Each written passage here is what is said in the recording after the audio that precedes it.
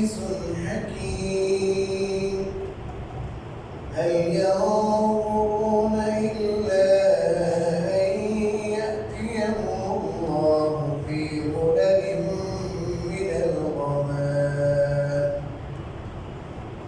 أن يأتيهم الله في ظلل من الغمام والملائكة وقضي الأمر وإلى الله ترجع الأمور سل بني إسرائيل كم آتيناهم من آية بينة ومن يبدل نعمة الله من بعد ما جاءته فإن الله شديد العقاب زين للذين كفروا الحياة الدنيا ويسخرون من الذين آمنوا والذين اتقوا فوقهم يوم القيامة والله يرزق من يشاء بغير حساب صدق الله العظيم شكرا لكم আল্লাহ তাআলা আল্লাহ তাআলা আমাদেরকে প্রতি সপ্তাহে নেয় আজও মহাগ্রন্থ সর্বশ্রেষ্ঠ গ্রন্থ সর্বশেষ আসমানি গ্রন্থ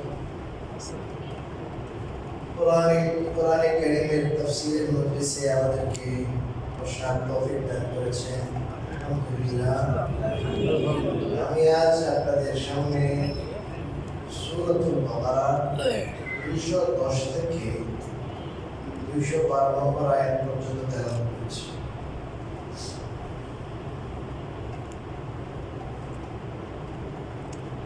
বরঞ্চ 210টা 209 থেকে 212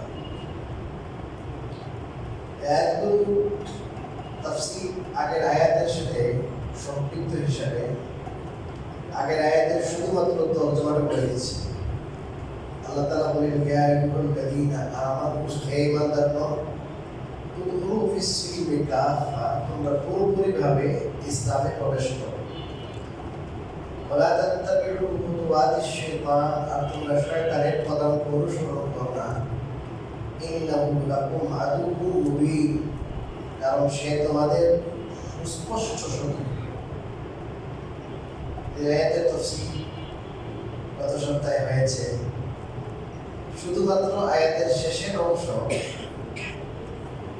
শয়তানের পদাঙ্ক অনুসরণ করো না, শয়তানের পথ ধরে তোমরা চলো না, শয়তান যে পথে চলে তোমরা ওই পথে চলিও। কারণ হলো শয়তান তোমাদের সুস্পষ্ট শত্রু। এক ভাই প্রশ্ন করেছে যে হুজুর সুস্পষ্ট শত্রু কেমনে হবে? এটা কোরআনে কারীমের ভিন্ন করে এক আয়াতের তাফসীরে আমি বিস্তারিত বলেছিলাম। তবে হয়তো অনেকে সব তাফসীরে থাকেন না, এই জন্য আমি আজকে ওইটা বলে দিচ্ছি।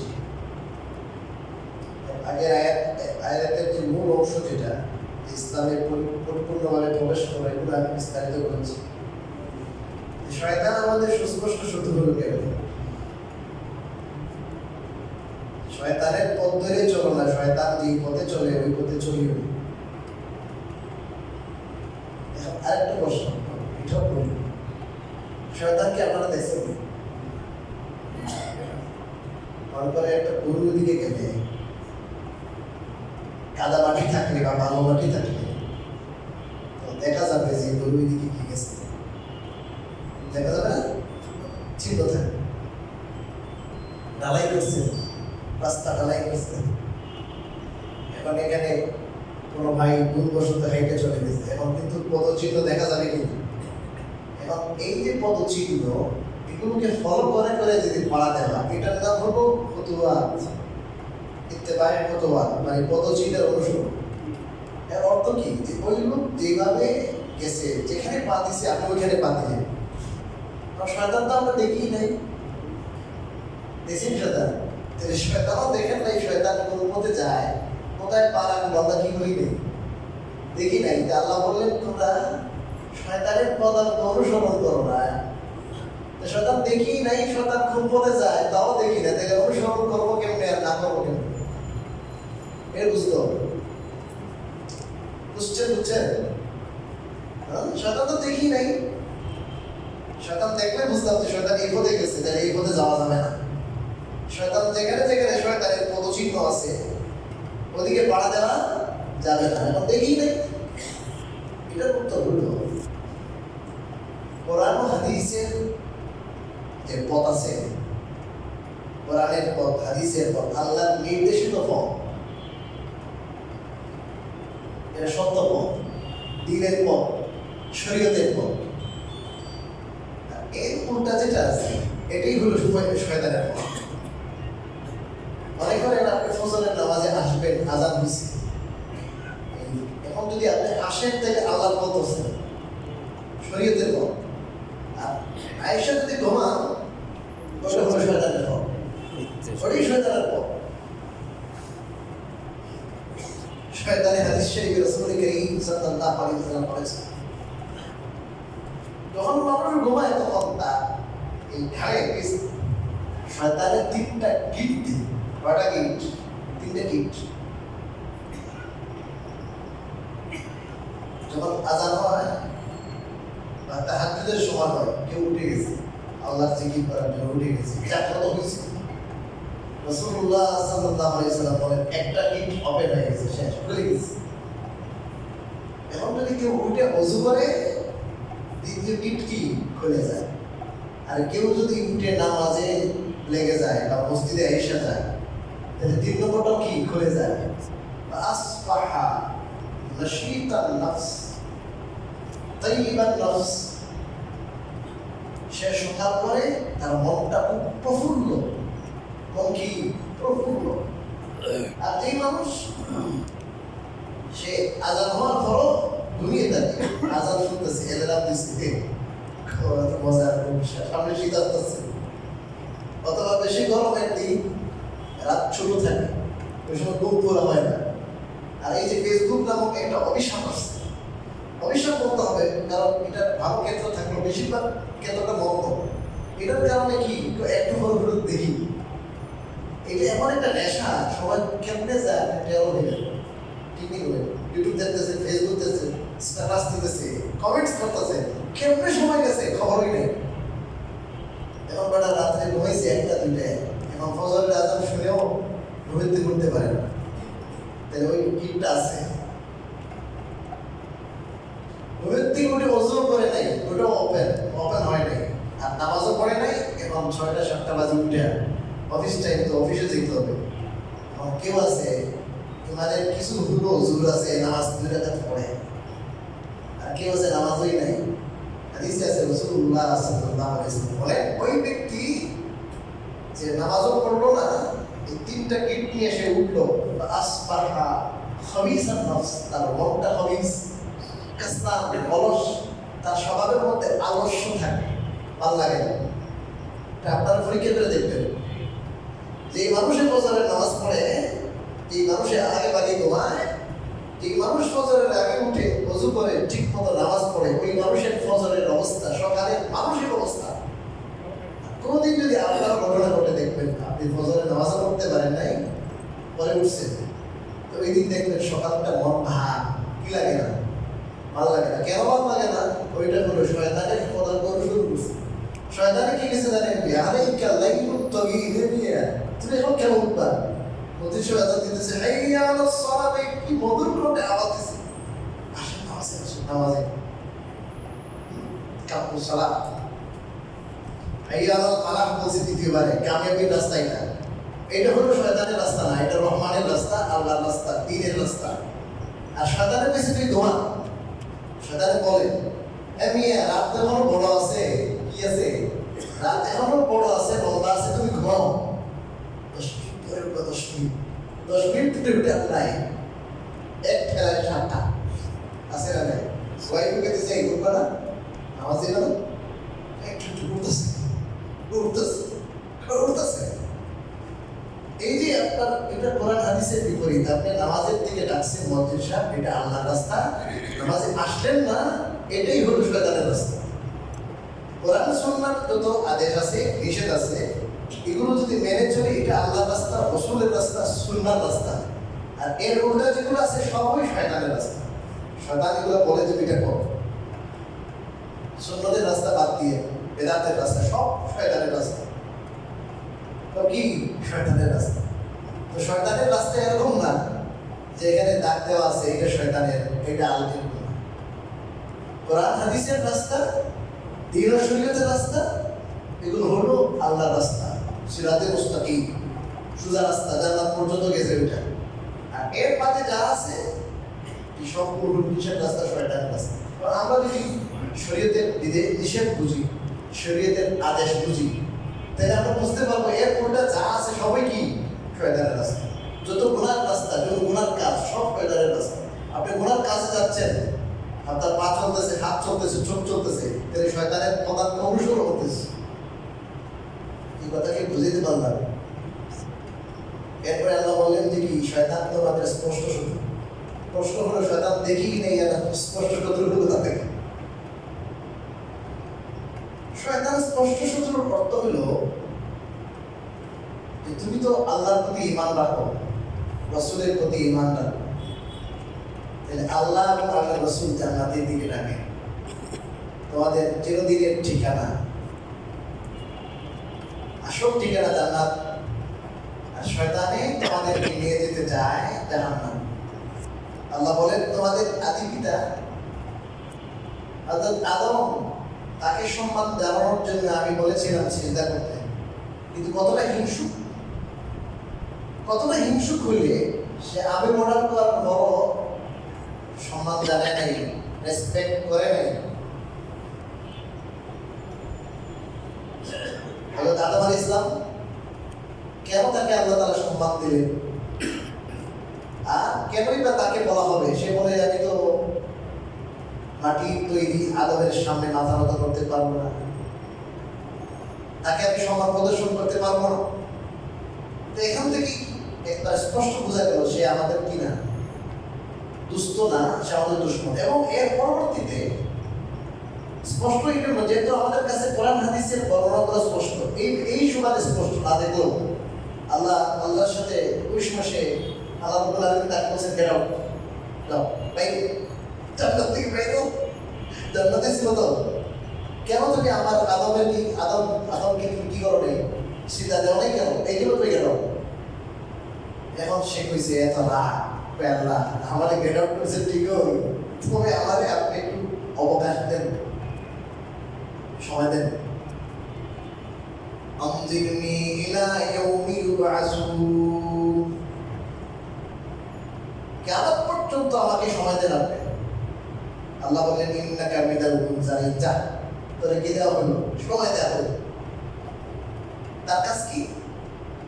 সে বলছে আল্লাহ তোমার একটা বান্দাকে আমি ছাড়বো না, সবগুলো বান্দাকে লাআতিয়ান্নাহুম মিন বাইনি আইদিহিম ওয়া মিন খালফিহিম ওয়া আন আইমানিহিম ওয়া আন শামাইলিহিম ওয়া লা তাজিদু আকসারাহুম শাকিরিন। আল্লাহ এই যে আদমকে সম্মান জানানোর কারণে আপনি আমাকে কি করলেন, গেট আউট করলেন, জান্নাত থেকে বহিষ্কার করে দিলেন। আমি আপনার কাছ থেকে অবকাশ চাইলাম, সময় চাইলাম, আপনি আমাকে সময় দিলেন, সুযোগ দিলেন। আমি কিয়ামত পর্যন্ত এই আদম সন্তানের একটাকেও ছাড়বো না। আমি ডানের থেকে, বামের থেকে, সামনের থেকে, পিছনের থেকে এদেরকে আমি আক্রমণ করব। আপনি কোরআন হাদিসের পথ দেখাইবার জন্যে লক্ষ লক্ষ আম্বিয়া কেরাম পাঠাবেন, আম্বিয়া কেরামের ওয়ালিদদেরকে পাঠাবেন, দায়ীদের পাঠাবেন জান্নাতের পথ প্রদর্শন করার জন্যে। আর আমি তাদেরকে বিভিন্ন রূপ দিয়ে এবং তাদের মনের ভিতরে ঢুকি, তাদের মধ্যে এই যে কুপ্রবৃত্তি ঢোকাই দেব।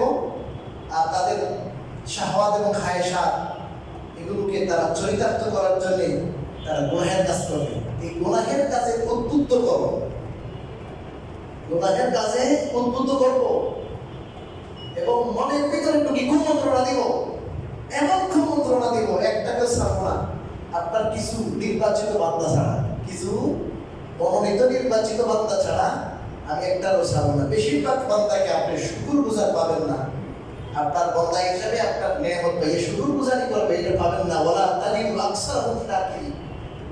তো আল্লাহ বলেন যে দেখো তোমাদের আদি পিতা আদম, তার সাথে তার শত্রুতা, এবং সে ওই দিন চ্যালেঞ্জ করেছে, সে বলেছে আমি কিয়ামত পর্যন্ত এই আদম সন্তান সবগুলোরে জাহান্নামে নেওয়ার জন্য কি করবো, চেষ্টা করবো। আমি নিজে যখন জাহান্নামে যাবো, আমি সবগুলোরে লইয়া জাহান্নামে যাবো। এরপর কি শয়তান কি অস্পষ্ট শত্রু না স্পষ্ট শত্রু? কথা বোঝেন নাই? এত বই গেছে, ক্লিয়ার কাট কথা, তার সবাই নিয়ে কোথায় যাবে? কথা বলেন, জাহান্নামে যাবে। এবং আমাদেরকে আল্লাহ এবং আল্লাহ রাসূলের প্রত্যেকে সে বিচ্যুত করার কথা দিয়ে আসছে, সে ক্লিয়ার কথা বলছে। এবং আল্লাহ তাআলা তার সাথে যে কথা হয়েছিল ওটা আল্লাহ জানাইয়া দিচ্ছে। জানাই দেওয়ার পরও শয়তান যদি না দেখি, তাহলে বলবো এটাতে শয়তান দেখি নাই, শয়তান কেমনে অস্পষ্ট শত্রু হইল। আমি কি কথা বুঝাইতে পারলাম আপনাদেরকে? শয়তান দেখি নাই, শয়তান শত্রু বলতে আমি বুঝবো, কিন্তু শয়তান তো দেখেই নাই। বললাম শয়তান দেখি নাই ঠিক, কিন্তু শয়তানের ব্যাপারে আল্লাহ তাআলা বলেছেন। এবং এই যে আমরা মন্তকর্ম করতেছি, আমাদের মনের ভিতরে এই যে ঝড়ঝাপটা যায়, শুধু খায়সা, শুধু মনের মধ্যে আবেগ, গুনার কাজের প্রতি যে আমাদের যে একটা মনের মধ্যে যে একটা ক্ষমতা আসতেছে, এই সবগুলো কে দেয়? তাহলে বোঝা গেল আমরা যে এই দিনের প্রতি থাকতে পারি না, দিন বুঝার পর মানতে পারি না, গুনাহের কাজ গুনাহ বুঝার পর, জাহান্নামের সব বুঝার পর গুনাহ ছাড়তে পারি না, এই সবগুলোর জন্য দায়ী হলো শয়তান। নফস আছে, শয়তান আছে। এই জন্য সে আমাদের সবচেয়ে বড় কি শত্রু, সবচেয়ে বড় শত্রু। আপনাকে একবারে বলে যে আসো ভাই, তোমারে আমি একটু অমৃততা দিয়ে নাস্তা করাবো, খাচ্ছি বিরিয়ানি খাও বেশি, হ্যাঁ, এই কথা কয়ে যায় আপনারা বিষ খাওয়াতেছে। এই যন্ত্রটা কি বলবো, বিষ খাওয়ার যন্ত্র। এই বিষ খাওয়াই কি কিছু তো কষ্ট হলে পরে মারা যাবে। আর এই লোকে যে আপনাকে বিভিন্ন ধরনের লোক দেখায়, কোথায় নিয়ে যাবে? জাহান্নামে নিয়ে যাবে, জাহান্নামে হাজার হাজার লক্ষ লক্ষ বছরের জাহান্নামে। এত আরো বড় শত্রু। আচ্ছা, যাই হোক, এরপরে আল্লাহ রাব্বুল আলামিন বলেন ফাইন জালালতুম মিন বাদি মা জাআতকুমুল বাইয়িনাত, তোমরা যদি তোমাদের কাছে স্পষ্ট প্রমাণাদি আসার পরও তোমরা যদি বিচ্যুত হও, পদস্খলন করো, ফালামু আন্নাল্লাহা আজিজুল হাকীম, তাহলে তোমরা জেনে রাখো যে নিশ্চয় আল্লাহ পরাক্রমশালী এবং প্রজ্ঞাময়। অর্থাৎ তোমাদের কাছে স্পষ্ট প্রমাণ আসছে যে ইসলাম হক, ইসলাম হক, ইসলাম সত্য, ইসলামে পুরোপুরি যুক্ত হবে, এর বাইরে কোনো শান্তি নাই, কামিয়াবি নেই। পরিপূর্ণ ইসলামে ঢোকার দাওয়াত আমি দিলাম, এর আগে বলছি না, পরিপূর্ণ ইসলামে ডাকে, পরিপূর্ণ ইসলামে ডাকে হওয়ার দাওয়াত দিলাম। এবং যদি তোমরা এই ইসলাম থেকে বিচ্যুত হও, তোমাদের পদস্খলন হয়ে যায়, এটার উপরে তোমরা ইস্তেকামতের সাথে থাকতে না পারো, এদিক ওদিক ঘোরাঘুরি করো, কতগুলা মত, কতগুলা শরীয়ত মত, হ্যাঁ, মত কতগুলো, সমাজের তালে কতগুলো, দলের তালে কতটুকু, আর কতটুকু কি আল্লাহ রাব্বুল আলামিন বলেন, তাইলে তোমরা জেনে রাখো যে আল্লাহ নিশ্চয় আল্লাহ পরাক্রমশালী। পরাক্রমশালী অর্থ যে আল্লাহ রাব্বুল আলামিন এত শক্তিশালী যে যত বড় শক্তির অধিকারী হও না কেন তুমি, তোমার শাস্তা করতে পারবে, সাইজ করতে পারবে, এটা হলো পরাক্রমশালী। সবার যে শক্তি বেশি, সবাইকে উনি পরাভূত করেন, কেউ তার বিরুদ্ধে লড়ার কল্পনা করতে পারে না। একটা মশার হাতির মতো, বরঞ্চ আরো শক্তিশালী। তারপরে আল্লাহ হাকিম, প্রজ্ঞাময়, হিকমতওয়ালা। অর্থাৎ যদি দেখো যে শাস্তি এমনি হচ্ছে না, তাহলে মনে করার কোনো কারণ নাই যে বোধহয় আল্লাহ শাস্তি দিবেন না। যে আল্লাহ তাআলা হিকমতওয়ালা, প্রজ্ঞাময়, কখন কতটুকু দিবেন, কোন সময় দিবেন আল্লাহ জানে। আল্লাহ তাআলার হিকমতের কারণে, বিশেষ হিকমতের কারণে ছাড় দিচ্ছে, ছেড়ে দিচ্ছে। এবং আল্লাহ রাব্বুল আলামিন যেহেতু হিকমতওয়ালা, এই জন্য কখন মনে হতে পারে যে এইটা বোধহয় ঠিক হচ্ছে না, আপনি বাহ্যিক দৃষ্টিতে মনে হচ্ছে যে এটা ঠিক হচ্ছে না, কিন্তু আল্লাহ যেহেতু প্রজ্ঞাময়, আল্লাহর হিকমত আছে, আমার বুঝে না আসলেও আল্লাহ যেটা করছেন ওটাই ঠিক, যেহেতু আল্লাহ তাআলা হিকমতওয়ালা, প্রজ্ঞাময়। هل ينظرون إلا أن يأتيهم الله في ظلل من الغمام والملائكة তোমাদের কাছে কাফেরদের কথা বলতেছেন, এদের কাছে এত দলিল প্রমাণ আসার পর তারা মুসলমান হয় না, ইসলামে পুরোপুরি ঢুকে না, প্রবেশ করে না। আল্লাহ বলেন তাহলে প্রবেশ করে না কেন? তারা কি অপেক্ষারত আছে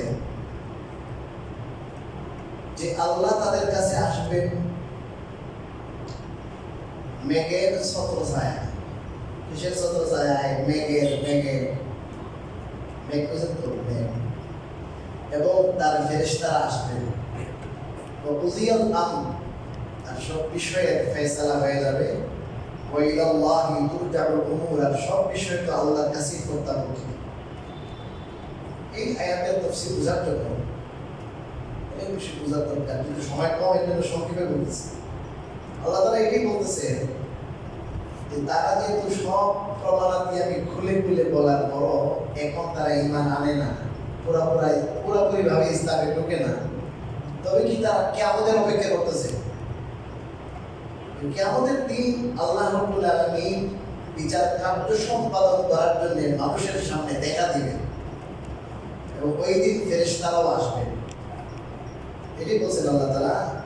অর্থাৎ ওই কিয়ামতের দিনের কি অপেক্ষা করতেছে তারা? ওই দিন তো তারা ঈমান আনবে সবাই। ওই দিন এক বাক্যে সবাই বলবে 100% মুসলমান। ওই সময় 100% মুসলমান হইলে ওই সময় মনের যত চাহিদা আবেগ সব বাদ দিয়ে আল্লাহর কথা মানলে ওই সময় কোনো কাজে আসবে না। তো আল্লাহ রাব্বুল আলামিন এটাই বুঝাতে চাচ্ছেন এখানে, তোমাদের ঈমান আনার সময় পুরোপুরি ভাবে ইসলামে প্রবেশ করার সময়, আল্লাহর আনুগত্যের সময় এখন আমাদের কারো বয়স 50, কারো 60, কারো 70, কারো 80। রাসূলুল্লাহ সাল্লাল্লাহু আলাইহি ওয়াসাল্লাম বলেছেন, আমার উম্মতি মা বাইনা 60 ইলা 70, আমার উম্মতের গড়ে বয়স 60 থেকে 70। আর আপনার বয়স যদি 50 বছর হয়ে যায়, আপনি আর 10 বছর, এর আগে তো শেষ হতে পারে। আচ্ছা দেখেন, ম্যাক্সিমাম মানুষই 60, 70, 85 মারা।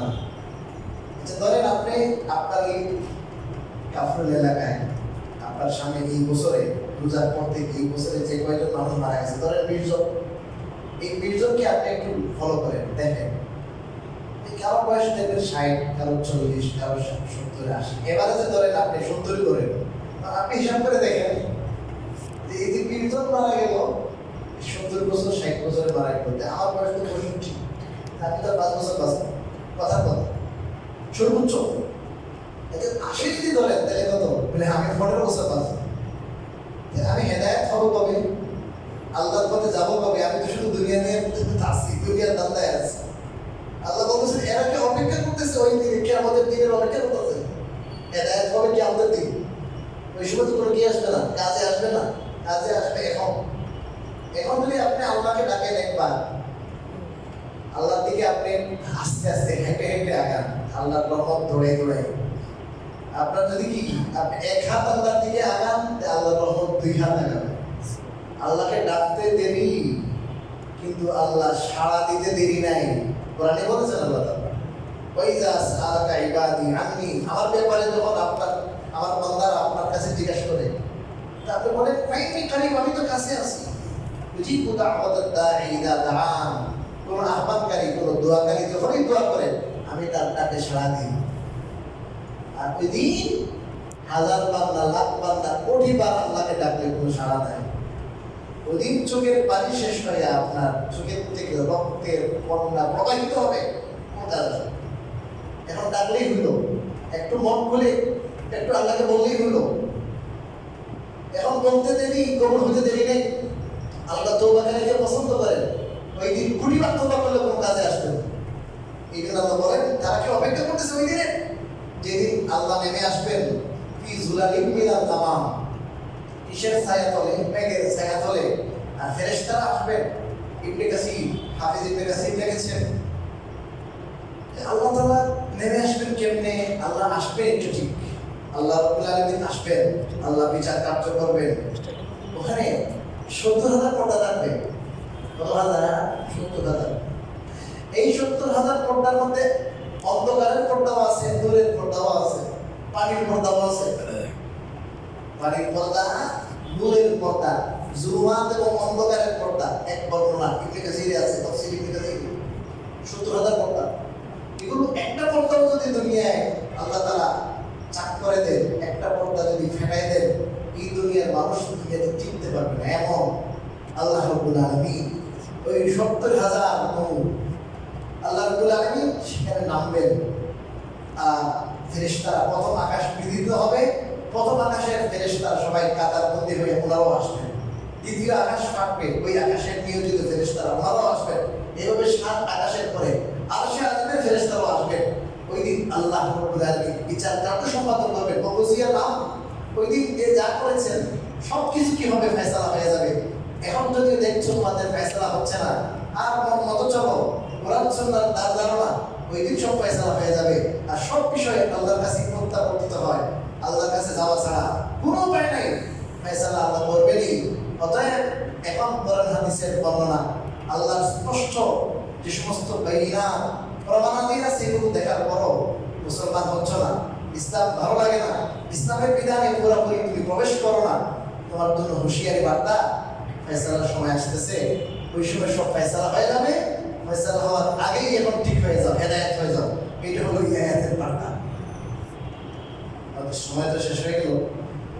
তো ইনশাআল্লাহ আমার তেলাওয়াত কিন্তু আয়াতগুলো তাফসীর ইনশাআল্লাহ আগামী সপ্তাহে। আল্লাহ রাব্বুল আলামিন আমাদেরকে সময় থাকতে শুধরানোর তৌফিক দান করুন। আমিন।